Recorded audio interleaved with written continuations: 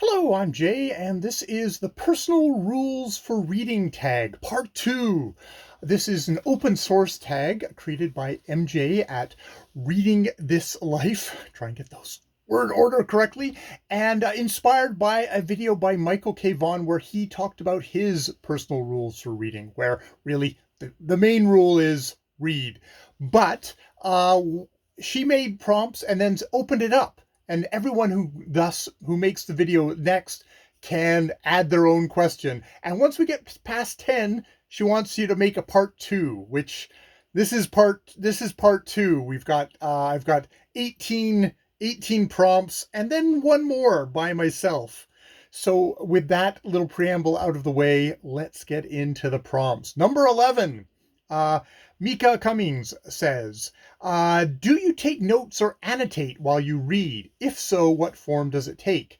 Yes, I do annotate. Either if I'm on my Kindle, I'll put the note function and punch in little notes, or I'll highlight stuff.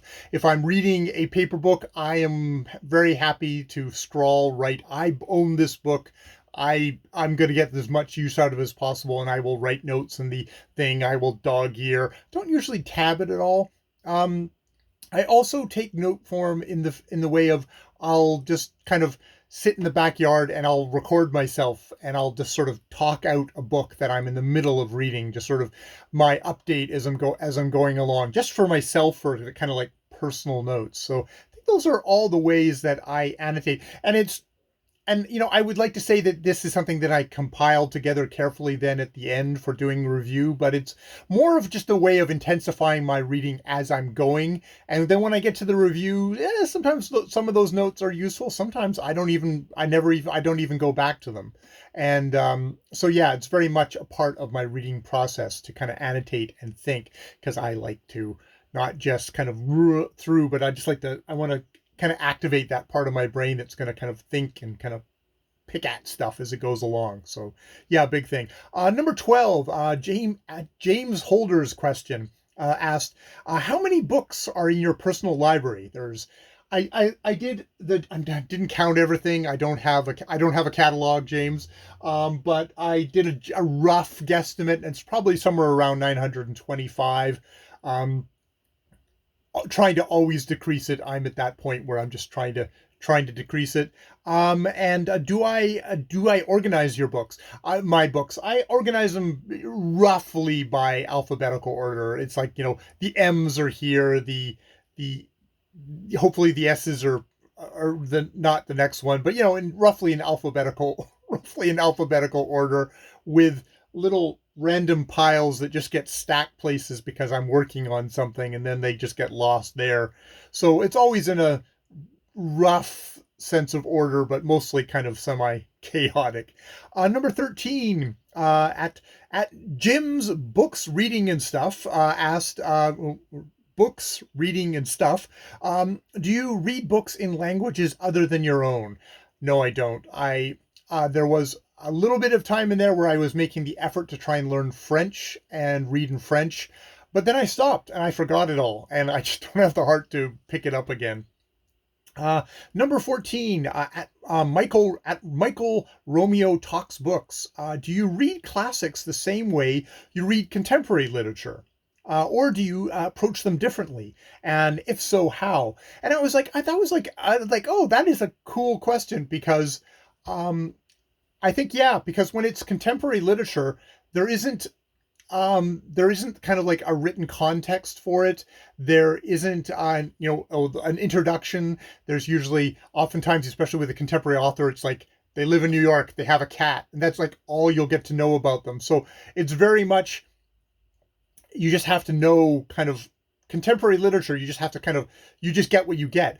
But the cool thing with classics, at least I see it as a cool thing because I like doing a little bit of investigation, is that with classics, you can go, oh, it's an author who's writing in this time period. And so you can kind of do research on that time period. And it's like, if something gets mentioned in passing, it's like, oh, I can research that. There's a lot more kind of pulling apart of things where you can, you can get a little bit of outside material which isn't to say I'm still not focusing on the text, but there's all this stuff around it that you can use to kind of support your reading. Whereas with contemporary literature, you're sort of on your own, which is its own kind of excitement thing. So yeah, that's a really cool question of saying like, what are the attractions of classic literature, just older literature, something that's, that was written 50 or 60 or 100 years ago, to something that was written last year, and where you have to you sort of have to know, or this could be the actual reportage of what you're going to find out about what's happening in a particular community, is you're going to get it through this novel, because the intellectuals, the histories have not been written to kind of break this down and make it easily digestible for an outsider. You get a kind of discovery thing. So yeah, it's that is a awesome question there, Michael.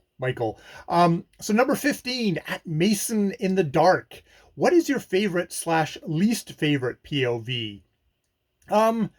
Probably least favorite, just because it gets used badly. It can be used very well, but it can be used badly, is the you walked into the room, you saw him standing over there, which, can be done effectively. Oftentimes it seems like it's done by the artiste who is stretching a little bit and fails. Some people can do it really well. I mean, I guess that you can say that about for any of the POVs, but yeah, you see a certain type of reaching that they don't like. And what my favorite is might kind of highlight, maybe I'm a kind of a conservative reader, in that I say that my favorite is probably, or at least the one I think I read the most in, is probably limited, on third person limited, where it's an outside narrator, but is only looking over the shoulder of like one particular character. And I mean, if you really want to stretch that to the people who are virtuosic, it's probably third person unlimited, where they can dip into different people's heads. And that's another place where people can get into a lot of trouble, and you'd really have to know your craft. But yeah, it's probably third person limited is probably would be a default that I wouldn't even think about as I was reading it. I mean, for as much as I try and think about craft questions when I'm reading, oftentimes I just kind of get into the book. So yeah. So yeah, that was from Mason in the Dark, who has an extremely awesome channel there. Oh, by the way, I'm going to put the links to each person's video in between my answers to these questions, because it's like you want to go and see their videos, most definitely, and discover different people. Number 16, Courtney at Tangible Reads asked, if there is a book you are interested in reading and it has some really bad trash reviews, would you still read it? And I would say, yeah. I mean, if I'm interested in the book, if there's something in that book that kind of grabs me, I will. I think I might actually still set it out. I know that there's been some really negative reviews, and I've gone, oh, that sounds really interesting, and I've gone and I've sought out that book. I mean, I guess it depends. It depends. I mean, if you get a really thoughtful review that can kind of point out a couple of things, you go, oh, that sounds really annoying, that might actually put me off a book. But it's kind of an either or. It's either or. I'm not going to be completely swayed by that. Now, oftentimes, especially when it's like, it may take only one great review, and even if there's a whole bunch of negative ones, if there's one great review, I'll still still want to give it a shot, kind of stuff like that.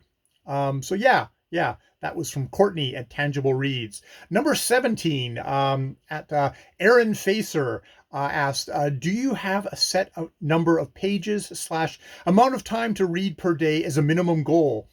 If not, do you set a limit on how much you read? I never set a limit on how much I read. That said, I don't read.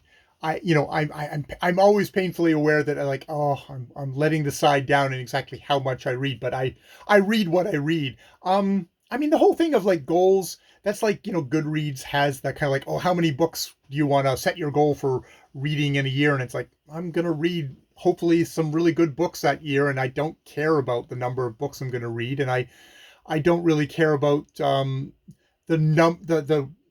page numbers that I'm going to read in a month. I wonder if that kind of comes out of the virus that infects well, it's either a virus that infects or is the great, wonderful community thing of doing all these readathons, read-alongs where, people make commitments for their reading, which I jealously guard my reading time. I'm loath in most ways of giving up my reading time to wonderful, lovely people out there. I don't like doing that. I think the only exception I've got going at the moment is I'm reading Orlando Furioso at the moment through Tom at LA Books channel, where he's taking us through it's like a canto every couple of days. And I'm trying to actually slow my reading down of that. I'm reading a quarter of a canto each day, and I'm still going too fast for poor Tom, who's he's stopping and he's giving really thoughtful and interesting videos on each canto. And I strongly recommend, if you're interested in some really energetic and vibrant and colorful and great kind of Italian Renaissance poetry, chivalric poetry, you should try that. So yeah, no, the short answer, no, I don't. Number 18, Kim at a middle of the book march asks, do you shush, eye roll, or give the hand to anyone who interrupts your reading? For this question, I went and did research, which is I went and asked Ja, my partner, what do I do? And she says, no, you don't do any of this shushing, or God.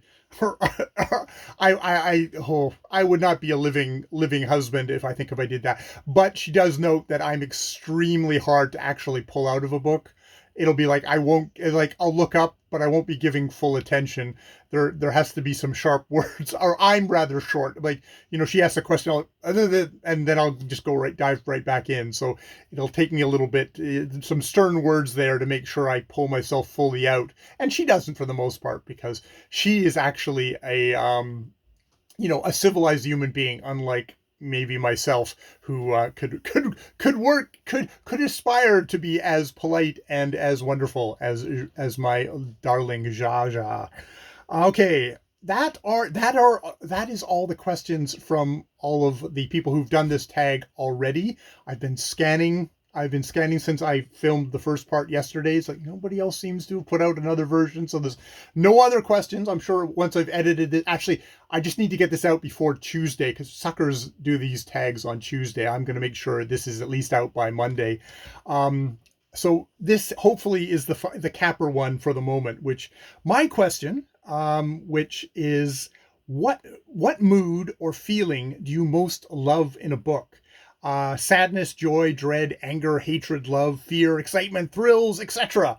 And this is probably because I'm a very emotional reader, and I'll, for all you Vulcans out there, if that isn't how you read, what feature, intellectual or otherwise, do you find you constantly wanting to get more of in your reading? And why this question came up for me is I'm reading a lot of Andrew Sean Greer at the moment. I'm building up to rereading Less by him, and then going on to the sequel that he has released this year, whose name I Less is More. I can't remember what it is at the moment, but I'm gonna reread this. I've read his The Story of a Marriage and The Impossible Lives of Greta Wells, and I was thinking as I was reading them, because I don't usually kind of binge an author. I don't usually want to read a whole bunch of an author. I usually read one book and then I need to wander off somewhere else for a while. But I've actually really been enjoying reading Andrew Sean Greer, and I think, other than he's a very beautiful writer, and the books kind of stick in my head, and I'm constantly still trying to kind of figure them out. Less is a book that I've been trying to figure out, which is why I want to reread it. I've been trying to figure out and decide what's going on in there and how it's making me feel for a while. And I found that actually going back and reading those other two novels. But what is it that I can be in his worlds over and over again? And I think what the thing is, because I'm an emotional reader, I think it's because he's got a certain kind of melancholy in his books, a certain kind of sadness, which I find, there's something about that I find very comforting. and it's like, oh, this is something that I enjoy in books, and I like to go into books and find and read, and like, and it doesn't just have to be Andrew Sean Greer. I think that kind of, I think about other books that I love, and it's like, oh, that's maybe one of the main emotions. It's not the only emotion, but it's the main emotion that maybe I'm going for. And yes, there's intellectual and all sorts of other kind of needs that are getting filled. There's so much that you get out of reading. But like, yeah, on an emotional level, I think it's that melancholy that really touches me. So I'm curious, what is it in books that you read? What is it in books emotionally? If you're that kind of a reader, do you find like, oh, this is what I'm going back to? This is what I find like when I look at like all the books that I read, like, oh, this is my happy spot. Even if it's the melancholy, it's the spot that like, oh, this is what I go back to. This is what I'm looking for in reading.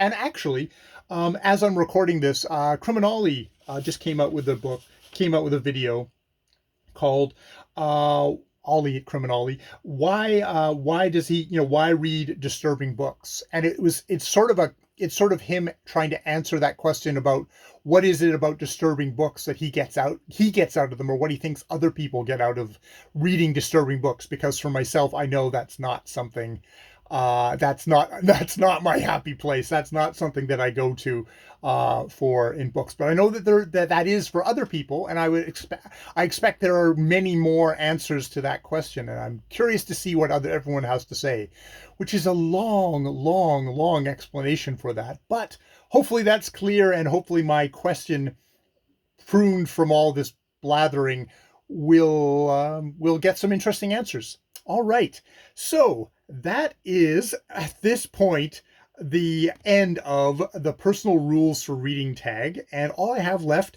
is to tag some people. I would like to tag.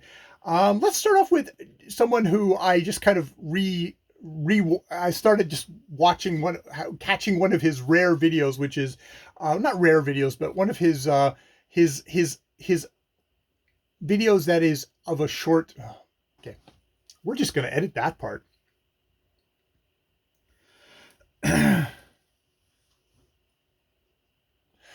That said, let me finish this off by spreading the virus and tagging people. Okay, I understand this tag has gotten out of control, and you may just kind of want to walk away quickly. But if you're watching this video, these are all people whose channels you should totally check out, because they make interesting videos as well, and that would enrich your BookTube experience. So why not? If you feel like doing this, tag Roz at Scally Dangling about the books. Why not give it a try? Deshelved with Adam White. Kelly at Books I'm Not Reading. You need another tag to do, I'm sure. Emily at Time with Books, and at Leafy Concern. I'm not quite sure what his name is. Both Time with Books and Leafy Concern are hand channels where you only see their hands. And I really kind of like that. I admire that in the channel. I just find it easier to. Well, actually, I busted my front-facing camera, so I could never do those kind of videos. I can only do selfie videos because that's the only camera that works on my phone. But I really appreciate those. So yeah, at Emily at Time with Books, and at Leafy Concern, and let's tag Joseph Francis Burton, who, as I tape this, did a live stream last night where he actually did the philosophy of reading tag, just a really kind of casual, laid back thing. I unfortunately was not able to see it live because I was at work. But Joseph Francis Burton, Joe, is just kind of an old school booktuber. He's been on here forever, going off and doing his own goddamn thing. I think I watch his videos and I kind of despair about how mundane and ordinary I am, and I could only aspire to be as he is his own man, whether you agree with what he has to say or not. And you know what? He doesn't care. He just would love to argue with you about it, I'm sure. Yeah, you should definitely check out Joseph Francis Burton. And yeah, prepare to be challenged. I certainly am, and I think I'm. It's why I can be on BookTube because of that. All right, that has been a long ass video that we have now done, and I will go off and do something else. I've been Jay. More videos later. Thank you, MJ, for taking Michael K. Vaughan's tag and weaponizing it and potentially destroying the YouTube by turning us all into just constantly having to make more and more videos on this subject, which, we were gonna anyways, so you might as well just, be the evil mastermind behind it. All right. I've been Jay. More videos later.